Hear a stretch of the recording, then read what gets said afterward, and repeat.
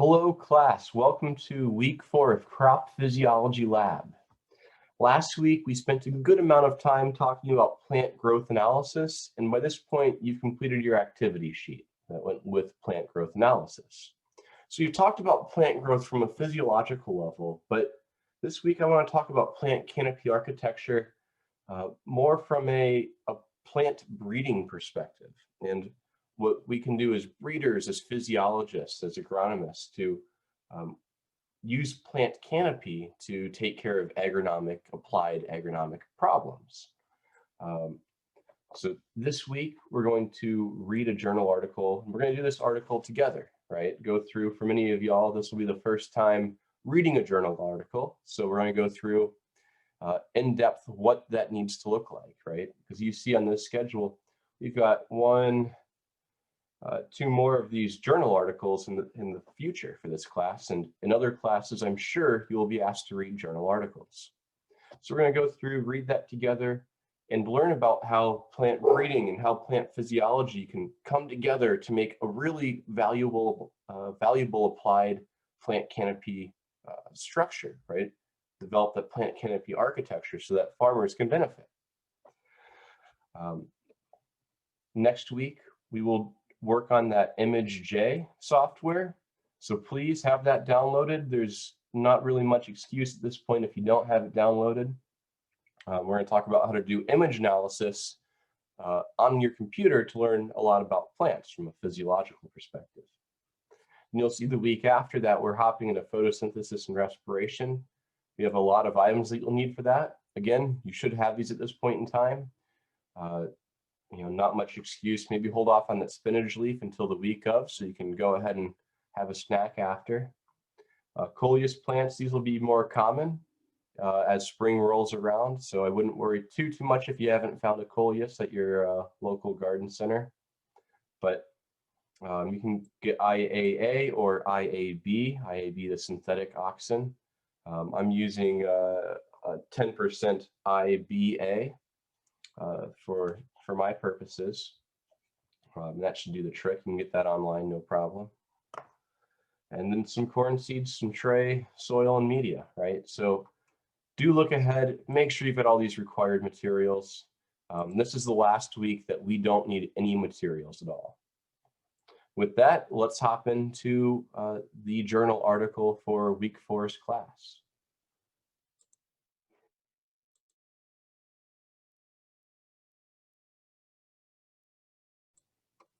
All right, so if this is your first journal article that you've ever read, congratulations. This will be a fun one to start with. Reading journal articles can be a little bit of a challenge at the start. So I've picked a relatively short one. It says it's 8 pages, but you see this first page is just some JSTOR nonsense that nobody cares too much about. And the last page is references. So it's really only 6 pages long. Pretty darn short one. I've written 20-page long journal articles, right? Let's avoid those for the purposes of this class. In this journal article, what we'll see are a couple things to start with. We'll see that this was published in a journal called Weed Technology in the year 2001. And then it has its corresponding volume and issue number and page numbers that go with it. Okay, so this tells us it's in this case, we know it's a reputable journal because I told you so. We know it was published about 20 years ago, but the findings are still important and equally valid, right? And we see that it has a pretty long list of authors from our friends out in Canada. A lot of them are from McGill or other universities and extension agencies up there. So cool paper. This paper's title is Weed Biomass Production Response to Plant Spacing and Corn Hybrids Differing in Canopy Architecture. Well, that's pretty convenient, right? Canopy architecture. It's a key word for today's class. So the title itself, there's a lot going on, right? It's telling us that we're interested in looking at weed biomass, right? Weed biomass is one of our response factors that we're going to be looking at, right? It's telling us that these factors that we expect to influence weed biomass are going to be plant spacing. If I can find a clever way to highlight that. and corn hybrids, right? So different corn hybrids are going to be grown that have different canopy architectures at different plant spacings. We'll also see later on that this was done in multiple years, so they've repeated this work. Okay. What you'll also find is that all papers have a pretty similar format. Sometimes they occur in slightly different orders, but the order that we'll go through today is a pretty standard one. It starts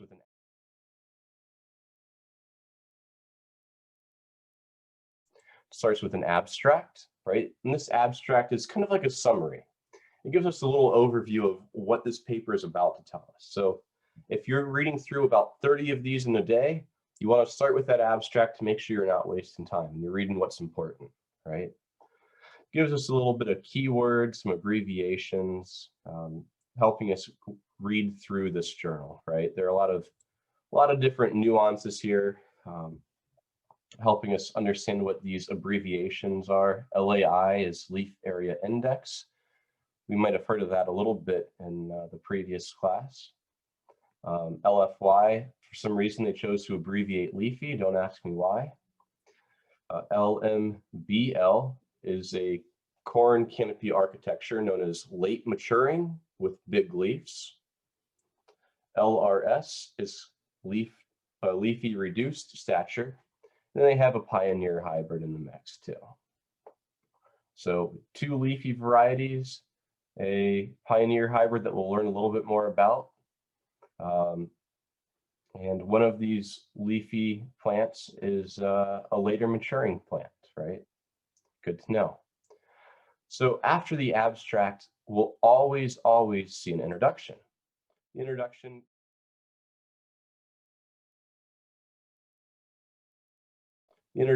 gives us a lot of background on this particular topic. They're telling us things like weed biomass is strongly influenced by population, by hybrid, by row spacing, right? Classic corn traits that we've worked on over the past 60, 70 years in plant breeding, right? So that corn growers in the Midwest especially don't really have to deal as much with weed pressure. It's in a lot of ways a miracle of plant breeding. Corn, that is. And it gives us a lot of information about varietal differences for weed suppression. Gives us a lot of good information about what LAI, leaf area index, is and why it's important for this work. And how we see differences in weed biomass response depending on things like leaf area index or row spacing, which gives you more soil coverage to reduce plant weed growth. For the record, I'm not going to go through too much detail in this video on the introduction. This is for you to read, and this is probably the most fun part of the literature to read when you go through. You get a lot of really good information thrown at you all at once. Let's see. As we scroll through this introduction, it's read, by the way, column A, then column B. So from column B, we're going down here to column A again on the next page. We see a lot of these differences for biomass, weed biomass, being based on plant physiology, canopy structure, the maturation time of the varieties, right? Some earlier plant material versus later. In theory, those earlier plant material should give you more soil coverage earlier and help shade out weeds, right? It becomes more competitive with that weed. And they've seen that sort of work in soybean, cotton, potato, and giving all these other examples in other crops, right? Based on population again, number of seeds per unit area, based on the variety of corn or other crop that they use. Okay, these are all important based on what we know about the title of this, which is Weed Biomass Production Response to Plant Spacing and Corn Hybrids that Differ in Canopy Architecture, right? So we see a lot of what we hear in that title ideally reflected in the rest of this context, right? The rest of the introduction and so forth. Anyway, I will let you all read this some more. This is for you to know and understand, and will be part of your writing summary today. And this is going to be the, I don't know, really valuable part of the story. And they're talking about something that's probably important for our next section, which is that corn hybrids that are known as leafy reduced stature have recently been developed as of 2001. These LRS, leafy reduced stature hybrids, accumulate more leaf area above the ear, right? They mature earlier, they have better yield response, they respond better to narrower row spacings, so they can be planted at higher population densities than normal hybrids. Okay, so this LRS, leafy reduced stature corn hybrid, from a physiological perspective, is sounding valuable, right? We can plant more of these per area, in theory have better weed competition just by shading them out, have a better yield response as a result. Okay. Then it gives a little bit more information about the LRS material here. We scroll up, gives us a little bit more information still. LRS hybrids, a lot of work's been done on this.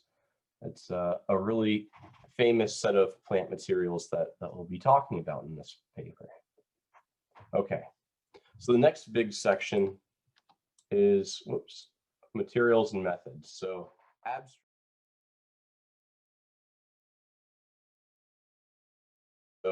abstract introduction, then materials and methods. And this materials and methods, as you probably guessed, this is going to give us a quick run through of what that experiment is, what actually happened, why they chose the plant materials that they chose, where these materials were grown at, what the actual densities were. So they're saying that these field experiments were conducted over 3 growing seasons, 96, 97, and 98, at McGill University in Quebec. You can keep reading through. It gives you a little bit of information about the soils at these sites, right? Really important things to have. And how these plants were grown, right? These materials and methods sections are meant to give us a complete life history of this experiment. So soils were fertilized with, wow, 500 kilograms per hectare of 36,515, and 400 kilograms per hectare of 19,816, so on and so forth, right? It gives us a really good overview of what was actually applied to these materials, so that if we were to want to go back and repeat this study, we'd have a good baseline. Okay. They prepared soil. Weeds were controlled for some of their work, right? Through a spring application of Roundup. All right. Now, what's going to be important for us now is understanding these 3 corn hybrids that they chose, these 3 varieties of corn. We learned a little bit about LRS already, the leafy, short, and early. There is also a late maturing, big leaf. So it's this tall, late, leafy material. And then this pioneer variety, which is a non-leafy type. It's tall and it's early, right? So it's talking about the leafiness, perhaps, as this means of weed control. The LFY trait, right? That's what we talked about earlier up here. The leafy trait increases the leaf number on a plant. Okay, good to know. So if there's more leaves, perhaps we have more shading. When they say especially happens above the ear, and we'll worry mostly about that part.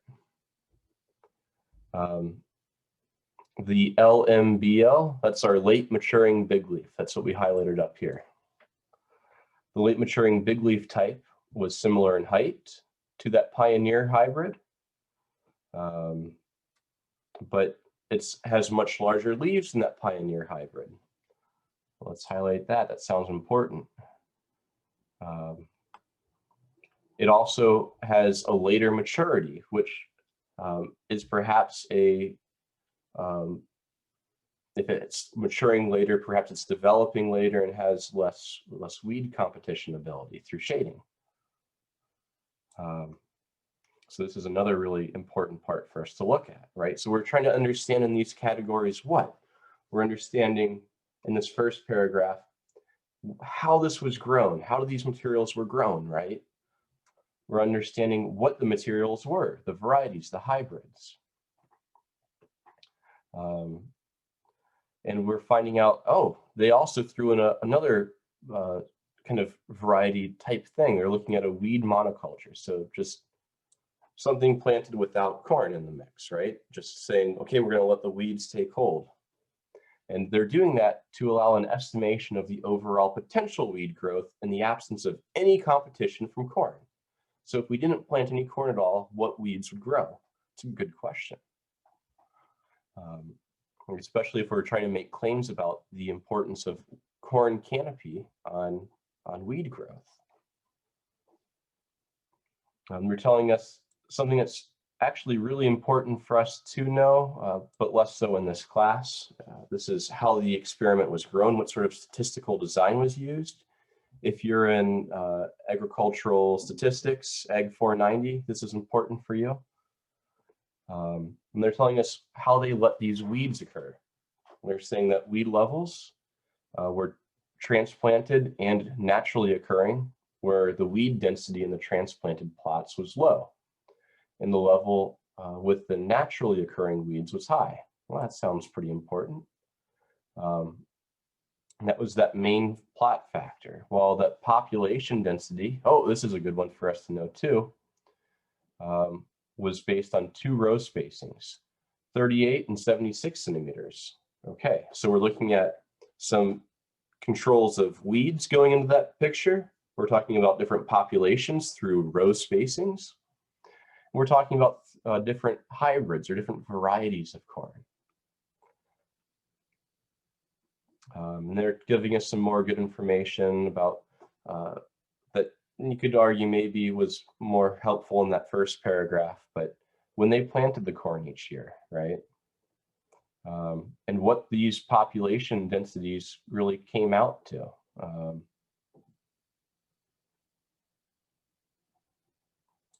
Each hybrid was planted at 2 population densities, a normal density and a high density.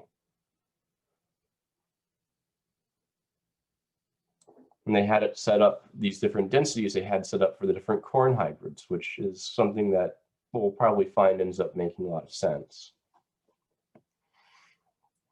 So it was a density of 100,000 plants per hectare for the LRS. Remember LRS, what is that again? That's our leafy, short, and early canopy architecture. Oh, I lost my point here. For that normal density, 55,000 seeds per plants per hectare for the LMBL. That's the late maturing leafy material, big leaf.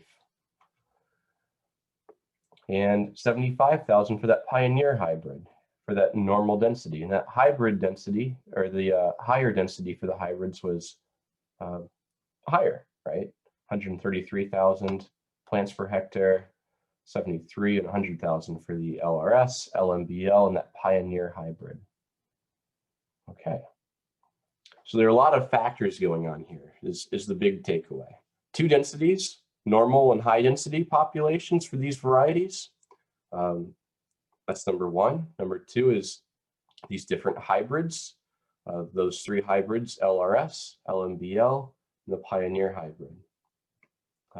We're also talking about different weed densities, right? Or weed pressures. Again, I'll let you keep digging through more of this materials and methods section. They give you a lot of really good information. All plots were hand planted. That sounds pretty painful. A lot of other good information for how they grew some of these weeds that they transplanted in the field to create that weed pressure. That way it was more consistent throughout their field experiment as opposed to relying on purely natural pressure. It gave them two ways of looking at it. They tell you about what those weeds were. Oh, that's a good thing to know, right? Estimated the population of those weeds. And they're telling you how they harvested those weeds so they could actually look at what that pressure was in each of these conditions. These conditions, again, being the hybrid of corn that was used, LRS, LMBL, and the Pioneer hybrid, and the corn density, and that weed pressure, right? How they harvested the weeds. And when they harvested the weeds. We see that laid out right in this last paragraph here. They dried it down to get rid of moisture and so forth. They measured things like light interception as well. And then they talk about how they analyze the data. For our sake, I wouldn't worry so much about what's laid out here. With some higher level statistics stuff that we don't need to worry too much about for this class. I just want us to get a feel for how canopy architecture is actually applied, right? How plant physiology can be applied to have positive impacts for a grower. All right, so after the abstract, after the introduction, and after the materials and methods, we'll see some combination of either results or results and discussion combined.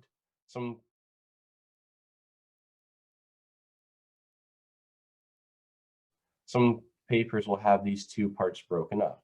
In this case, part of what makes this paper a little bit shorter is that results and discussion are combined. So while presenting their data, they're also giving some explanation for it and sharing what other people found as well in different experiments. I'm not going to read through the text of this results and discussion. That'll be for y'all. Instead, what I want to do is focus on these tables. The tables give us a lot of really good information.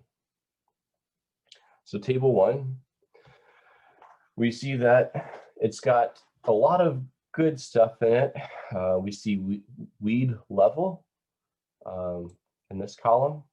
We see the corn type or that weed pressure, right? LRS, LMBL, Pioneer, and no corn at all, what they call weed monoculture.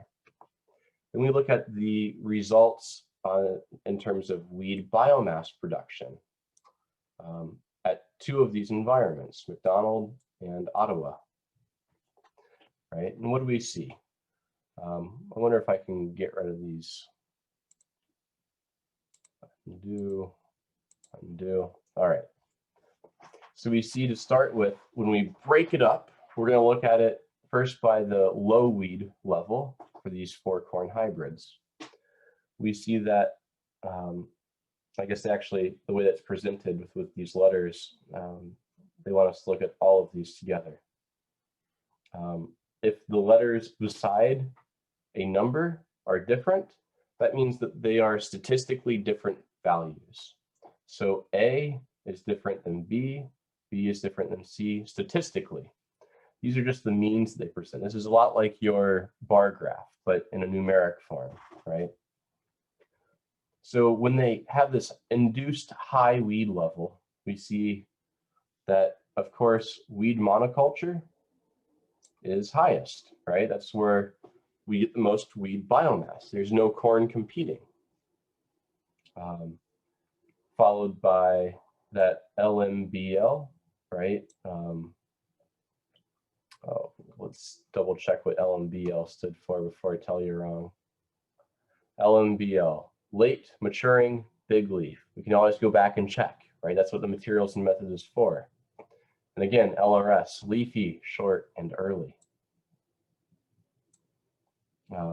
So there's a lot of weed pressure in that artificially high weed condition for LMBL, late maturing big leaf, compared to that Pioneer hybrid and the LRS, the leafy material, right? So we see that the Pioneer and that leafy LRS line, they have the same, statistically the same, weed biomass pressure. Okay, so what if we look at it in these normal weed conditions, just relying on natural populations? We see a pretty similar trend in McDonald, right?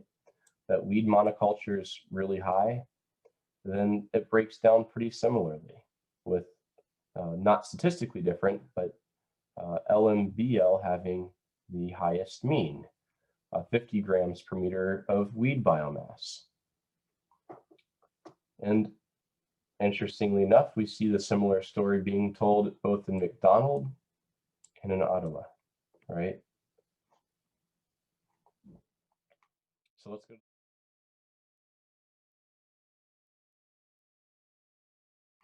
So let's go to the next one.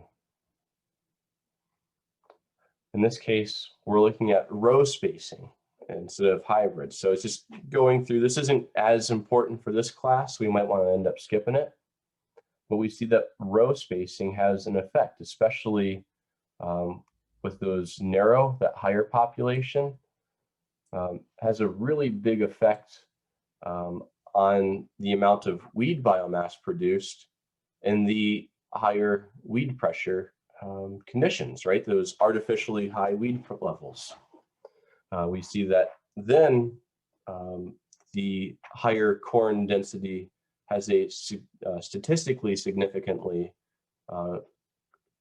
greater impact on reducing weed biomass pressure, since this value is lower than the wide row spacing. We see that's pretty consistent across these years and across these testing environments.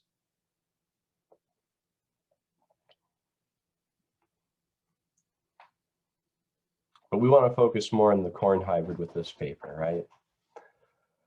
So again, we're digging down, and this is in some ways the most important paper on here, right? We're talking about the effect of weed level. It's one of our treatments. Plant population, that's number 2, which is induced through that row spacing. And corn type, these hybrids, on weed biomass production. So for the sake of this presentation, let's ignore this half for now, and let's focus on this. Weed level under low conditions and artificially high conditions are being presented. We're looking at this for these 2 weed pressures. We're looking at plant populations, right? The number of seeds per unit area under normal and under high conditions, right? The normal spacing and the high spacing, normal and high. Then it breaks it down by the corn type, right? LRS, LMBL, Pioneer hybrid, and the weedy monoculture.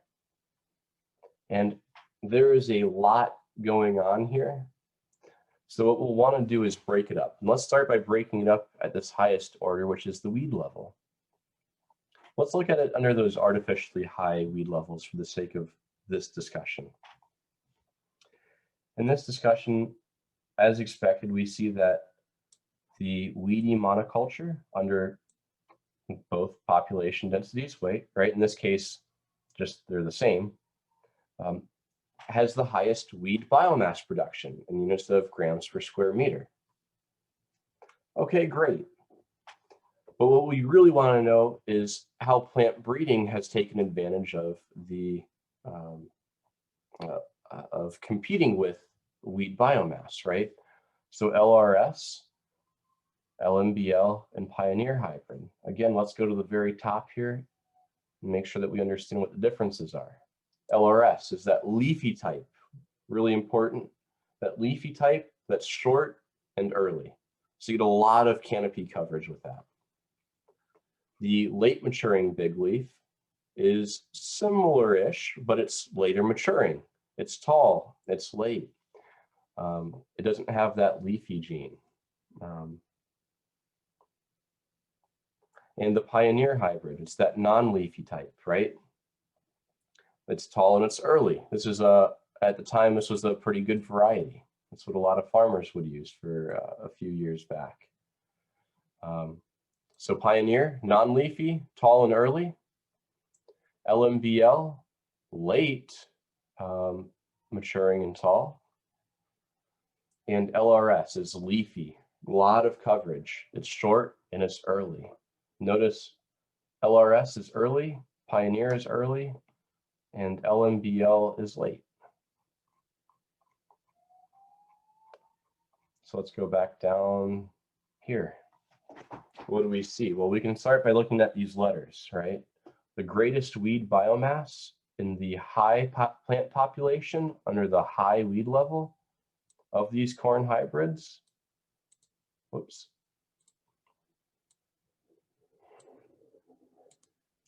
was for LMBL, right? 890 and 687 grams per square meter of weeds were found in those conditions, right? So that lateness probably contributed. Then from there, we see in both cases, one not significantly different because C is in both of these, and this is C and this is D.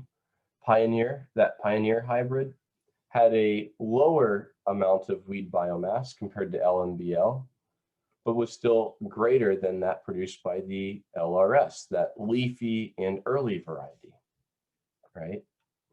We see that same story being told under the normal plant density, right?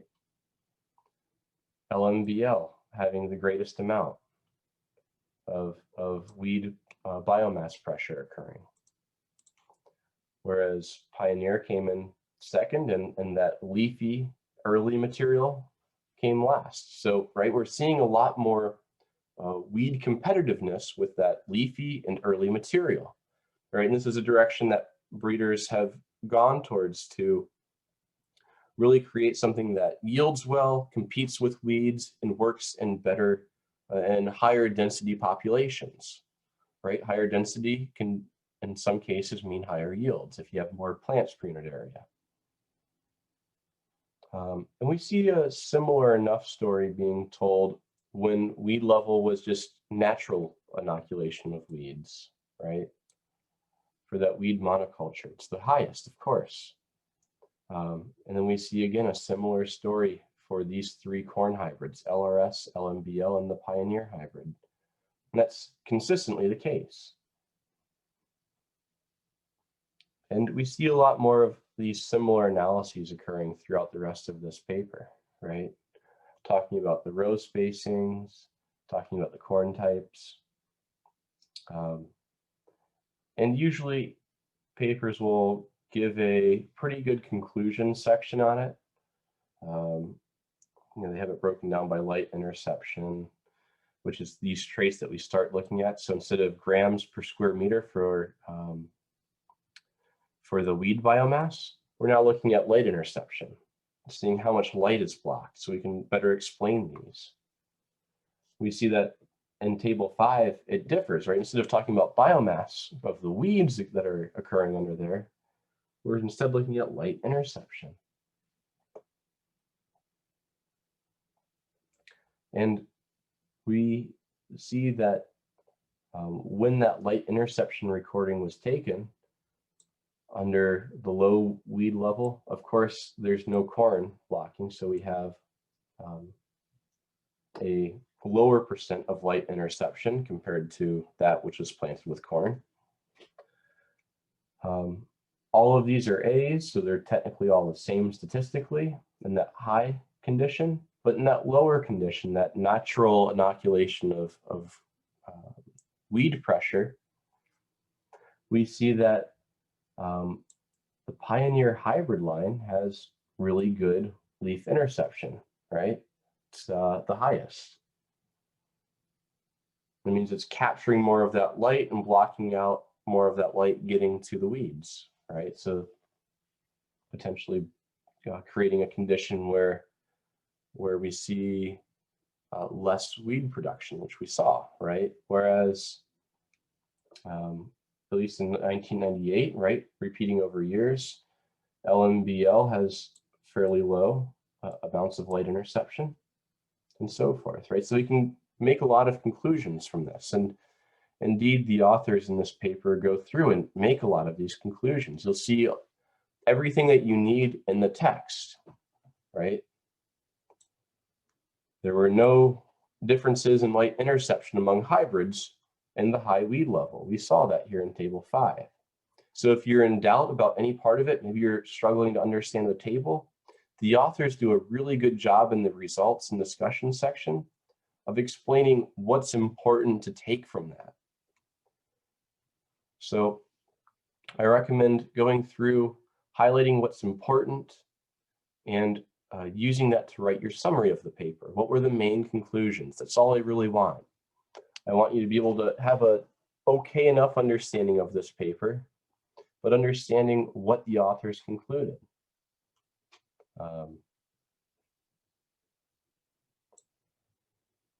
A lot of times in the last sentence or two, you'll see some really important points where the authors in this case say, however, hybrid selection in terms of faster early development and growth, early maturity, and competitive canopy architecture, combined with plant spacing, can be important for integrated weed management, right? And they talk about it for sustainable agriculture. What we end up finding out later is that it's also beneficial for seed companies to sell more seed, but also better for weed competition. And once you read through all this, I really, really recommend scrolling up to the top and rereading that abstract. The abstract, especially the latter half, really summarizes the conclusions of this paper. Where they say the combination of narrower rows and higher population densities increased canopy light interception by 3 to 5%, right? That's not variety based, but that's saying how we manage these plants can really help increase light interception. And light interception can lead to greater yields. Then they say something along the lines of, generally, weed biomass production was reduced more by the early maturing hybrids than by the LMBL material. Thus, hybrid selection and plant spacing could be used as important components, right? So at the end of the day, not everything comes down to canopy architecture, right? That early maturity was important, but we did end up seeing too, right? And this is where the abstract doesn't have the same nuances, that the LRS, that really leafy type material compared to the Pioneer variety, resulted in reduced weed biomass production. We can, again, scroll down and look at that, right? We see that in a lot of cases, these aren't statistically different, but we have reduced means, right? So there is a contribution, right? 41 versus 39 or 89 versus 59. It's still quite a big impact on that weed biomass, or 803 for the Pioneer versus 719 grams per square meter of weed biomass produced for the leafy early material, right? So at the end of the day, we're still seeing some impacts, but they're not necessarily significant.